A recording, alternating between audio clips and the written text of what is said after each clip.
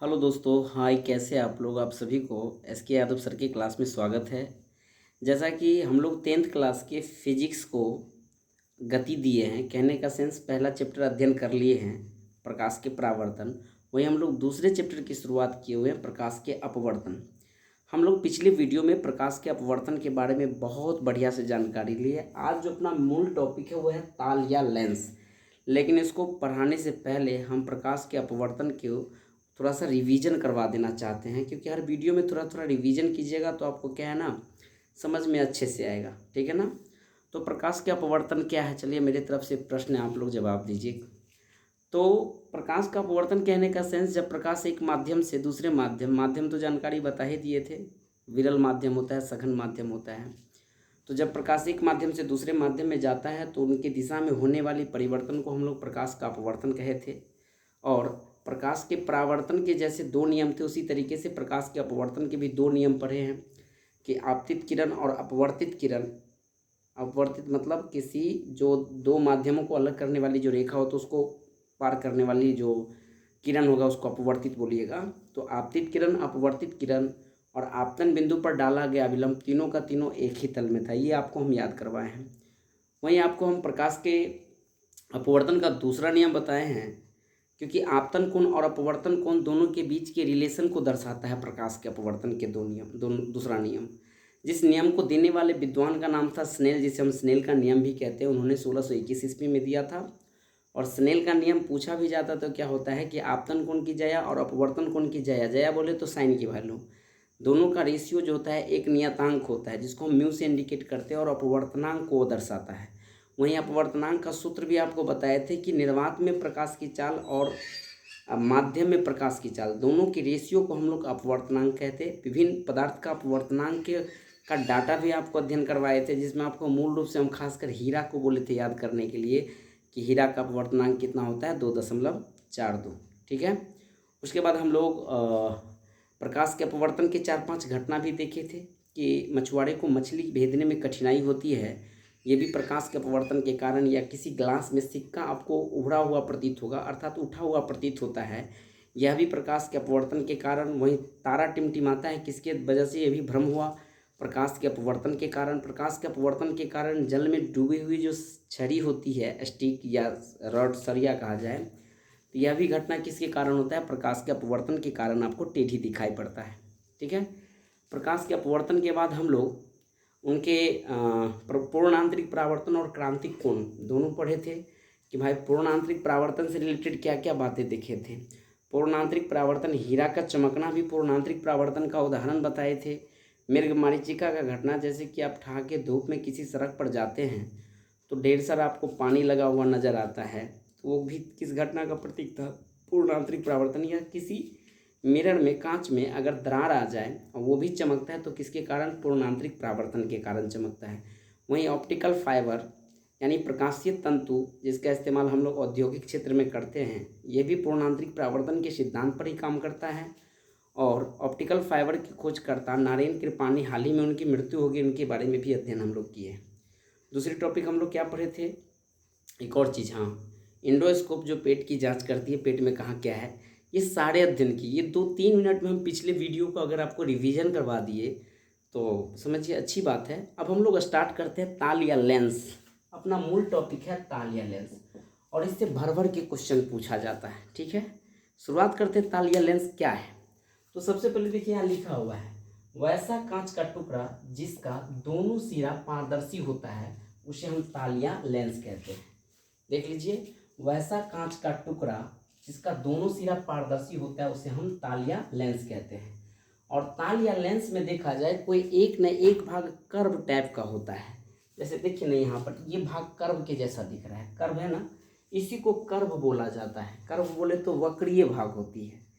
तो वैसा कांच का टुकड़ा है ना, जिसका दोनों सतह क्या है, पारदर्शी है। पारदर्शी कहने का सेंस, हम पढ़ाए थे आपको पदार्थ 3 प्रकार, 3-4 वैरायटी का, पारदर्शी पदार्थ, अपारदर्शी पदार्थ। पारदर्शी पदार्थ मतलब हुआ प्रकाश आर पार हो जाना, अर्थात इसमें अगर हम टॉर्च को जलाएंगे इस लेंस में तो प्रकाश आर पार हो जाएगा, यहाँ से यहाँ चलाएगा, या इसी में जलाऊं तो आर पार हो जाएगा। तो इस दोनों पदार्थ को हम लोग कौन पदार्थ बोलेंगे, पारदर्शी पदार्थ। वही चीज़ यहाँ पे लिखे पारदर्शी होता है। क्या पारदर्शी होता है? दोनों सिरा से। दोनों सिरा का मतलब ये सिरा हुआ ना, दोनों सिरा से इधर से प्रकाश को पारदर्शी करवाइए, इधर से करवाइए, तो यही चीज़ आपको तालिया लेंस कहलाता है। ठीक है। और इनके एक भाग दोनों क्या होता है? दोनों भाग कम से कम वक्रित होता है। वक्रित बोले तो कर्व आकार का, अर्थात ये इसको कर्व आकार बोला जाता है। वहीं एक पॉइंट और आपको याद रखना है कि लेंस या तो पूर्ण रूपेण गोलीय होता है। कैसे होता है सर गोलीय? चश्मा देखे हैं, जब कोई पेशेंट चश्मा लगाते हैं तो ये गोलीय होता है ना। तो लेंस या तो कैसा होता है, आपको पूछा भी जाता है गोलीय होता है या बेलनाकार होता है। और जब आपको हम मानव नेत्र पढ़ाएंगे अगला चैप्टर, तो उसमें आपको लेंस की दर्शन कराएंगे कि कौन गोलाकार लेंस है, कौन सा बेलनाकार लेंस है, और किस लेंस का इस्तेमाल हमको मानव नेत्र में कैसे दृष्टि दोष है उसके लिए उपयोग होता है। ये बात की चर्चा है। बहरहाल अभी समझिए कि लेंस या तो गोलीय होते हैं या कैसे होते हैं, बेलनाकार होते हैं। इन चीज़ों को याद रखिएगा। फिर अगला है कि गोलीय सतह से जो घिरा हुआ लेंस होगा उसको हम गोलीय लेंस कहेंगे। सर ये गोलीय सतह से घिरे लेंस को गोलीय लेंस कहते हैं। कैसे?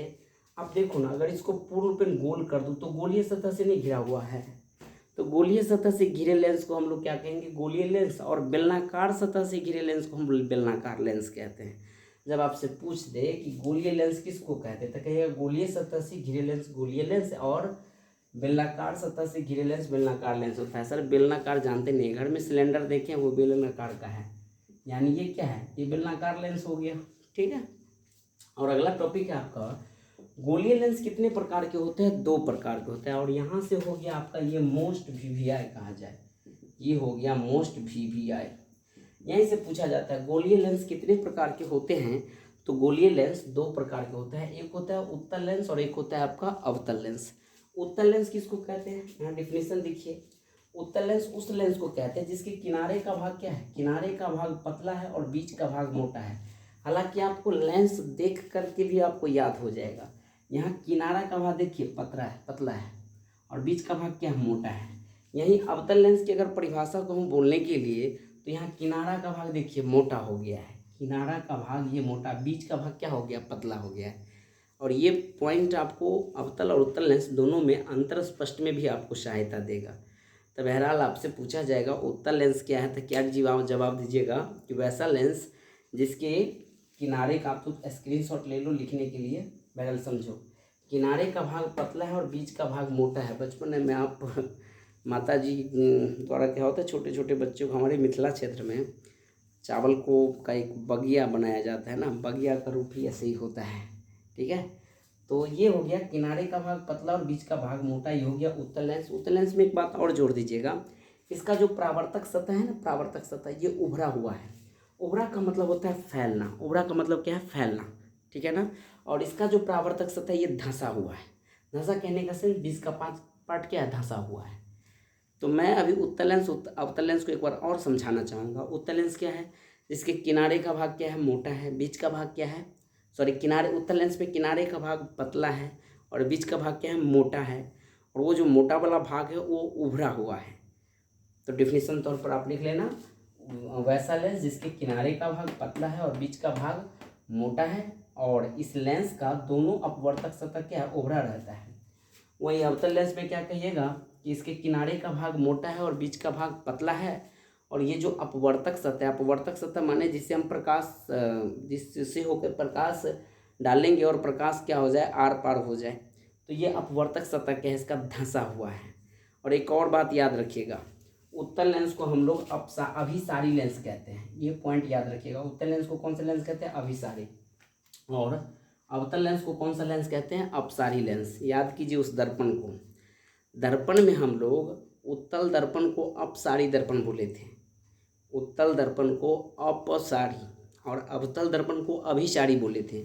आज लेंस में उत्तल लेंस को हम अभिसारी लेंस कहते हैं और अवतल लेंस को अपसारी लेंस कहते हैं। अब जो हम पढ़ेंगे वो लेंस के विभिन्न पार्ट को पढ़ेंगे। विभिन्न पार्ट कहने का सेंस, लेंस में वक्रता केंद्र क्या है, लेंस की फोकस दूरी क्या है, लेंस के द्वारक क्या है, इन सारे बिंदुओं को पढ़ेंगे। तब तक हम इसको मिटाते हैं, आप इनको देखिए। अब यानी लेंस से संबंधित विभिन्न परिभाषा, ये लेंस से संबंधित विभिन्न परिभाषा आपको क्या क्या पूछ सकता है लेंस में। आपसे पूछा जाएगा कि वक्रता केंद्र क्या है लेंस में। दूसरा टॉपिक पूछेगा प्रधान अक्ष क्या है, लेंस की मुख्य फोकस क्या है, या प्रकाशीय केंद्र क्या है। लिख के लाने का मुख्य उद्देश्य ये है कि हम अगर सब चीज़ को ऐसे ही 2-3 वीडियो बनाएं और उसमें क्या है ना, सिर्फ हम समझाते गए तो बच्चे लोगों का कमेंट था, कमेंट इस यूट्यूब पे नहीं जहाँ हम शिक्षा दे रहे हैं, तो उन लोगों ने बोला सर कुछ कुछ लिख दीजिए ताकि हम लोग को उतारने का अवसर मिले। तो चलो हम कहे ठीक है, हमको तो डिजिटल उतना आता नहीं है, हम वीडियो रोक रोक करके क्या करेंगे, लिख करके आपको अपलोड कर देंगे, उतना एडिटिंग हमसे नहीं हो पा रहा है। ठीक है, तो हम आगे बढ़ते हैं। वक्रता केंद्र, वक्रता केंद्र कहने का सेंस लेंस जिस गोले का भाग होता है, चाहे वो अवतल हो या उत्तल, जिस गोले का भाग होता है उस गोले के केंद्र को हम लोग क्या कहते हैं, वक्रता केंद्र कहते हैं। और वक्रता केंद्र को क्या चीज़ से इंडिकेट करते हैं, तो सी से। क्यों सी से इंडिकेट करते हैं, क्योंकि वक्रता केंद्र को बीच वाले जो सेंटर होता है, इंग्लिश में सेंटर बोला जाता है, इसलिए सी से इंडिकेट करते हैं। जैसे कि देखिए ये गोलीय दर्पण है और ये भी क्या है, गोलीय दर्पण है, और ये 2 गोलीय दर्पण हम बनाए हैं। यहाँ पे C1 सेंटर को दर्शाता है और ये C2 भी क्या चीज़ को दर्शाता है, आपको सेंटर को। तो समझ गए, गोलीय जो लेंस जिस गोले का एक भाग होता है उस गोले के केंद्र को हम लोग वक्रता केंद्र कहते हैं। बस इतना समझ में आ गया आपको। अब दूसरा पॉइंट यहाँ पे आ रहा है कि प्रधान अक्ष क्या है, पूछा जाता था। हालांकि दर्पण में भी आपको प्रधान अक्ष बताए थे कि दर्पण के ध्रुव और सी से जाने वाली रेखा क्या कहलाता था, प्रधान अक्ष। आज आपको किसका प्रधान अक्ष पढ़ने का अवसर मिल रहा है, लेंस का प्रधान अक्ष। तो लेंस के लिए प्रधान अक्ष लेंस के वक्रता केंद्र को मिलाने वाली जो रेखा होगी वही वो उसका प्रधान अक्ष होगा। जैसे कि अपने पास 2 लेंस का टुकड़ा लिए हुए हैं गोलीय लेंस का, और ये C1 और इस C2 को हम किससे होकर के पास कर रहे हैं, O से। यहाँ हम लिख भी दिए हैं, यानी हम कह सकते हैं कि C1O C2, ये अपने आप में जो ये दूरी हुआ C1O C2, ये प्रधान अक्ष को दर्शाता है। जैसे कि दर्पण में ध्रुव को आप सी बोले तो केंद्र से पास करके आप जानते थे वहाँ प्रधान अक्ष। आज लेंस में भी आप प्रधान अक्ष जानिए। समझ में आया, लेंस में प्रधान अक्ष नहीं समझे सर, फिर से हम केंद्र को केंद्र से मिलाने वाली जो रेखा है उसको प्रधान अक्ष बोल देंगे, याद रहेगा। गोलीय लेंस के बीच वाले भाग को हम लोग वक्रता केंद्र कहते हैं। एक केंद्र से दूसरे केंद्र को मिलाने वाली जो रेखा होगी उस रेखा को हम लोग प्रधान अक्ष कहते हैं। अब आता है लेंस का मुख्य फोकस क्या है। तो लेंस के प्रधान अक्ष, ये है ना प्रधान अक्ष, लेंस के प्रधान अक्ष के समांतर, ये प्रधान अक्ष है ना, प्रधान अक्ष के समांतर, ये समांतर हुआ। जैसे प्रधान अक्ष हम दे रहे हैं ना C1O C2, ये समांतर हो गया, ये समांतर हो गया। लेंस के प्रधान अक्ष के समांतर आ रही प्रकाश की किरणें लेंस से अपवर्तित होने के बाद प्रधान अक्ष के जिस बिंदु पर संसृप्त या अपसंसृप्त होती हुई प्रतीत होती है, लेंस का मुख्य फोकस कहलाता है, और इसे हम कैपिटल F से सूचित करते हैं। तो सर यही तो समांतर में यहाँ ड्राइंग में बनाया हूँ, अलग अलग लेंस में आपको दिखा रहा हूँ। ये किस लेंस को दर्शाता है, तो आप कहिएगा उत्तल लेंस को। पढ़े है ना, किनारे का भाग पतला है, बीच का भाग मोटा है, और बीच वाला जो मोटा वाला भाग है इसको हम लोग कौन सा वो कहते हैं, उभरा हुआ भाग है ना, परावर्तक सतह, इसको उभरा कह सकते हैं। वहीं अवतल लेंस में किनारे का भाग मोटा है, बीच का भाग क्या है, धंसा है, और ये जो परावर्तक सतह है बीच वाला भाग ये क्या, धंसा है। तो मैं अभी मूल फोकस है लेंस का मुख्य फोकस। अगर ये लेंस का ये प्रधान अक्ष को दर्शाया, ये OF यहाँ से जो स्टार्ट हुआ ये प्रधान अक्ष को दर्शाता है, ये प्रधान अक्ष को दर्शाता है। तो लेंस के प्रधान अक्ष के समांतर, ये समांतर आ रही प्रकाश की किरण, ये ना ये किरण को दर्शाता है। आ रही समांतर प्रकाश की किरण जब लेंस पर अपवर्तित होती है, मैं परावर्तित नहीं बोल रहा हूँ, परावर्तित कहने का मतलब जो वापस हो जाता तब ना परावर्तित है, और परावर्तन होता है दर्पण में सिर्फ। इसमें हमको मूल रूप से क्या पढ़ना है, अपवर्तन। अपवर्तन बताया हो, एक माध्यम से दूसरे माध्यम में लाइट जाएगा। जैसे यहाँ पे हम टॉर्च जलाया हूँ तो देखो लाइट जा रहा है ना, यहाँ पे टॉर्च जलाया हूँ तो लाइट जा रहा है ना, समझ में आ रहा होगा आपको। तो लेंस में प्रधान अक्ष, ये बीच वाला भाग को हम लोग प्रधान अक्ष कहें ना, प्रधान अक्ष के समांतर प्रकाश की किरणें लेंस से अपवर्तित होने के बाद, लेंस से अपवर्तित होने, देखो ये अपवर्तित हो गई, अपवर्तित होना माने क्या हुआ, अभिलंब की ओर झुक गया।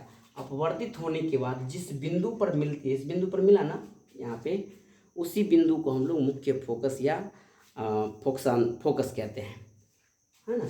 अवतल लेंस में भी यही कहानी है। अवतल लेंस की प्रधान अक्ष क्या है, एफ ओ, ऐसे लाइन खींचोगे ना, ये प्रधान अक्ष के समांतर आ रही प्रकाश की किरणें ये है अपवर्तन के बाद। लेकिन ध्यान रखना, इसको हम अवतल लेंस को अपसारी का मतलब क्या होता है, फैल जाना। तो देखो लाइट को फैला दिया, और यहाँ पर कौन घटना का दर्शा रहा, अभिसारी। ये भी ऑब्जेक्टिव समझिए, हम लोग दर्पण में, अवतल दर्पण में जमा कर रहे थे फोकस पर, इसलिए अवतल दर्पण को अभिसारी कहते। आज उत्तल लेंस को अभिसारी कहना पड़ रहा है, ड्यू टू दैट रीजन यहाँ क्या हो रहा है, फोकस पर ही सारा का सारा किरण जाके जमा हो रहा है, इसलिए उत्तल लेंस को हम अभिसारी लेंस कहते हैं। और यहाँ पर ये घटना देखिए, ये समांतर किरण आ रही है ना, किसके समांतर किरण आ रही है, प्रधान अक्ष के पैरेलल आ रही है।